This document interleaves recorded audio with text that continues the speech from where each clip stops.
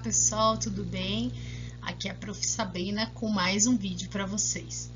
Bom, vocês estão vendo aí o meu balãozinho pensante hoje tá com uma maçaneta e um choquinho, né?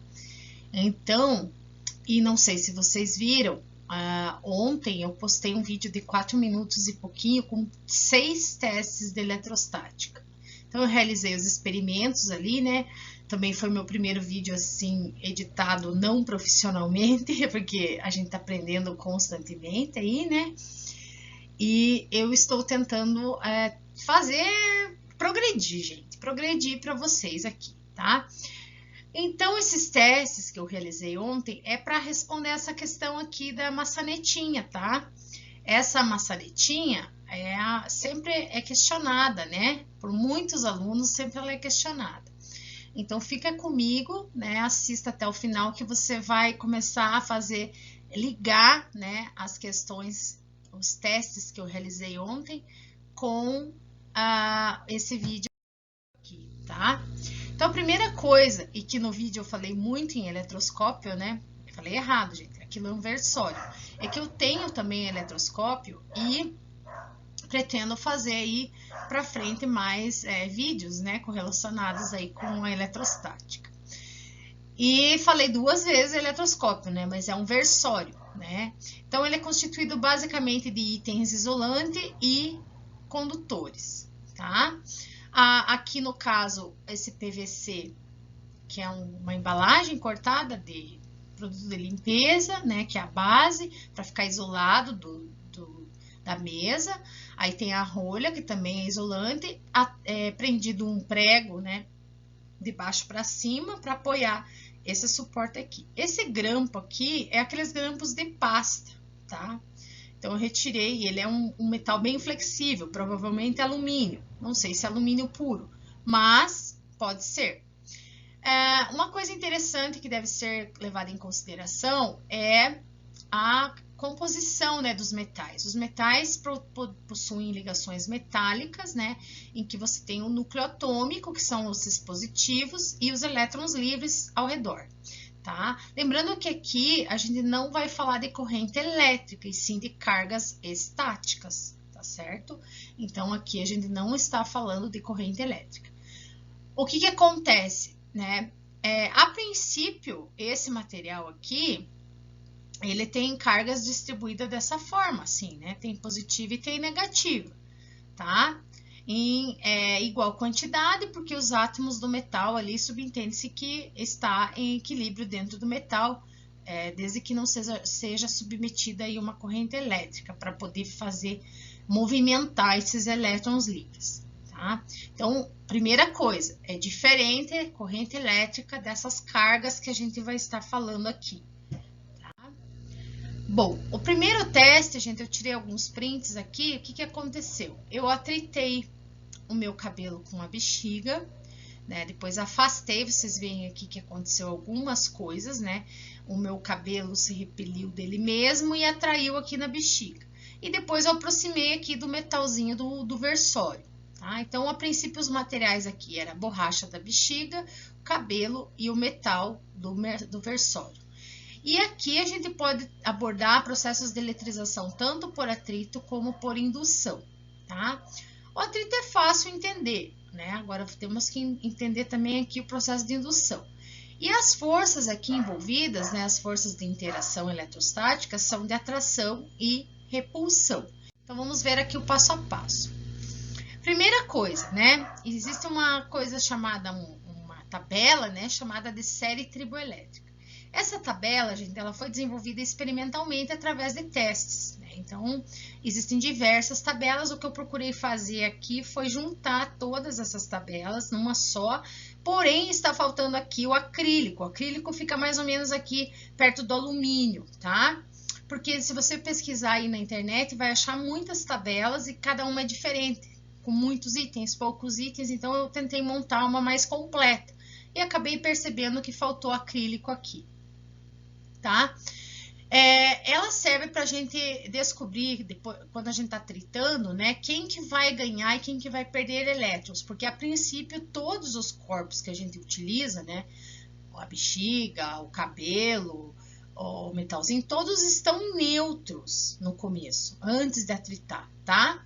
Só que quem que vai ganhar e quem que vai perder elétrons, né? Essa série serve para isso. Então, vocês viram lá que em algumas situações eu não fui feliz na escolha, né? Justamente por conta disso. Mas foi de propósito, tá, gente?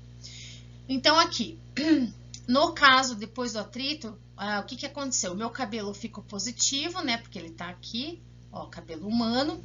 E bexiga ficou negativo, que é aqui a borracha, né? E, obviamente, positivo com negativo ocorre uma atração, tá? Aqui eu fiz as carguinhas, né, na bexiga. O processo de indução, gente, que aconteceu aqui, ó, no versório, próximo à bexiga, não há contato. Veja, no atrito você encosta bem, né, fica atritando. Na indução, não, você aproxima. Então, o metal está assim, ó, positivo e negativo, né, tudo neutro, espalhado igualmente. Quando você aproxima o negativo, que no caso é a bexiga, ocorre uma separação de cargas no interior lá do metal. Então, um lado dele vai ficar positivo, outro lado negativo. Isso chama-se polarização de cargas, né, que é uma separação. Mas ele não perde nada de carga, ele continua sendo neutro, porém ele está polarizado. Então, o que que acontece? Você viu que demora um pouquinho, por quê? Porque está acontecendo essa polarização. Aí, a parte positiva é atraída e automaticamente a parte negativa é repelida e ele começa a girar, né? Lógico que daí começa a haver conservação de momento angular e vai girando, né? Ganhando, inclusive, maior energia cinética de rotação, tá? Então, tem a parte mecânica aí também, que nós não vamos entrar em detalhes. No meu cabelo, né, vocês perceberam, prestaram atenção bem, né, nos fenômenos que experimental é assim, observação, pensar, né, não é filosofar, é pensar de forma científica, como eu vou explicar isso? Aí aqui aconteceu então que o meu cabelo adquiriu carga positiva, principalmente nessa região do atrito aqui, e ele começou a se repelir, como desse menininho aqui. E na bexiga atraiu, né? Lógico, porque ele estava positivo e a bexiga é negativa. Então, houve uma repulsão entre os fios do cabelo, mas uma atração entre a bexiga e o meu cabelo, tá? Então, essas foram as análises que a gente fez do primeiro teste. O teste 2, eu peguei um plástico, né, que é o canudo, o papel e o metal, que é do próprio versório, né? E os processos de eletrização foram os mesmos e as forças de interação também, atração e repulsão. Aqui, basicamente, aconteceu a mesma coisa que o teste 1, né? Observem aqui, ó, que o filme de PVC, né, que no caso, e o PVC, propriamente dito, que seria o canudo, tá no lado negativo. E aqui eu errei, gente, alumínio não, é o papel, né? É o papel aqui. Então, o papel tende a ficar positivo quando atritado, tá? Então, antes do atrito, os dois eram neutros. Depois do atrito, um perdeu, o outro ganhou quantidade de carga. Geralmente, a mesma quantidade de carga, tá? Então, aqui vai acontecer entre o plástico e o papel uma atração, que não foi feito esse teste, né? Mas foi aproximado, então, do versório e aconteceu a mesma coisa. Ou seja, quando aproximamos o canudo negativo, houve uma polarização das cargas, né, uma separação, então o lado positivo foi atraído e o lado negativo repelido, então ele começou a ganhar aí energia cinética de rotação, né, e consequentemente momento angular, ok? No teste 3, eu peguei uma régua aqui que é mais para acrílico do que plástico, tá? O tecido eu falei lá que era algodão, mas depois eu percebi que tem poliéster um pouco. E o papelzinho para atrair, né? Todos eles antes do atrito estão neutros, né? Aí eu atritei, né, a régua com o algodãozinho, né, que é o papel de algodão, e não houve interação. Mas por quê? Aqui nesse caso deu para perceber por quê. Ó, o algodão ele tá praticamente aqui no comecinho do positivo, né? E o poliéster está no negativo e o PVC também está no negativo, que seria aí o caso da minha régua, né? E mesmo que fosse o acrílico, que tá mais ou menos aqui, então não há uma divisão, né? Ó, se colocar o acrílico aqui e o algodão aqui, positivo, positivo, o poliéster PVC, negativo. Ou seja, não consigo ter uma troca de carga efetiva aqui, tá? Justamente pela escolha errada do meu material, tá? Não fui feliz nessa escolha, porém, no teste 4 eu esperava que desse certo, tá certo? Tanto o teste 4 quanto o teste 5 era previsto que desse certo, tá? Então, não ocorreu aqui a polarização dos meus papeizinhos, né? Não atraiu ali. Ele continuou neutro aqui, né? Bom, o teste 4 e o teste 5, como eu falei para vocês, eu só troquei a régua, né? Eu peguei essa seda e eu tinha essa régua do experimento 3, ali do teste 3, e o teste 4, daí eu troquei, o teste 5 eu troquei a régua, tá? E não houve interação, mas era previsto que houvesse, ó, veja bem. Se eu tinha aqui o acrílico ou o equivalente de plástico, né, sendo negativo, a seda positivo, né? No segundo caso, que era uma régua de plástico, também não houve. Então, nesse caso aqui, tanto o teste 4 quanto o teste 5, era de se esperar que houvesse atração aqui dos papeizinhos, gente, tá? Era de se esperar, ok? Então, eu posso dizer o seguinte, que eu não atritei o suficiente a ponto de trocar essas cargas, né? Um ficar positivo e outro ficar negativo, ok? No anterior, não. No anterior tem uma explicação com relação ao próprio material. No teste 6, vocês viram, deu super certo. Opa, né? Deu super certo aqui.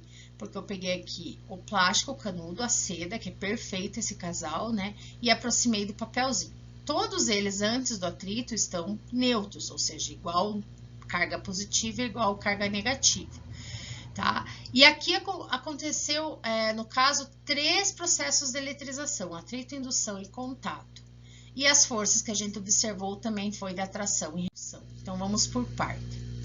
Então, aqui primeiro, né, analisando a série triboelétrica, a seda é tendência a ficar positivo, ou seja, perder elétrons, e o negativo, ou o PVC ficar negativo, que seria o canudo, ou seja, ganhar elétrons, tá?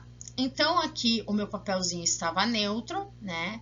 E aconteceu, então, a polarização e automaticamente a divisão, né, de cargas ali, automaticamente já grudou por conta do peso, né? A massa do papelzinho muito leve, então atraiu mesmo.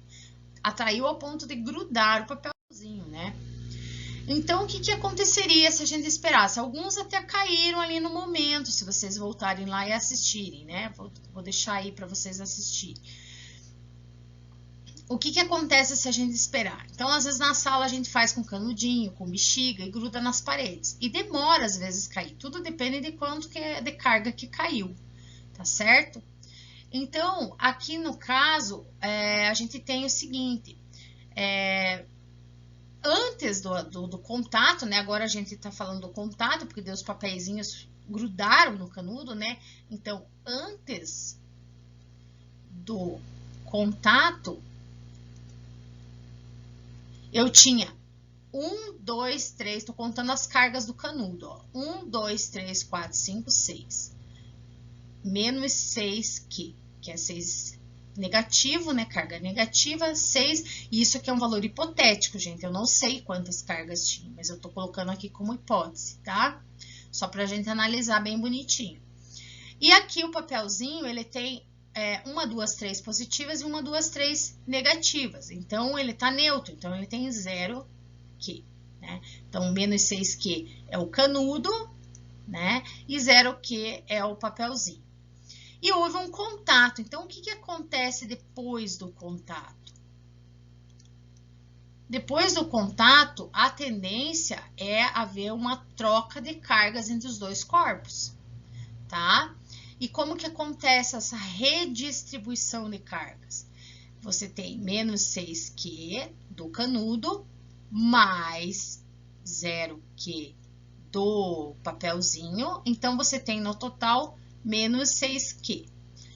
Como você tem dois corpos, né, que é o canudo e o papelzinho, e eu estou considerando um papelzinho só, você tem dois corpos. Então, a tendência é que tanto o canudo, né,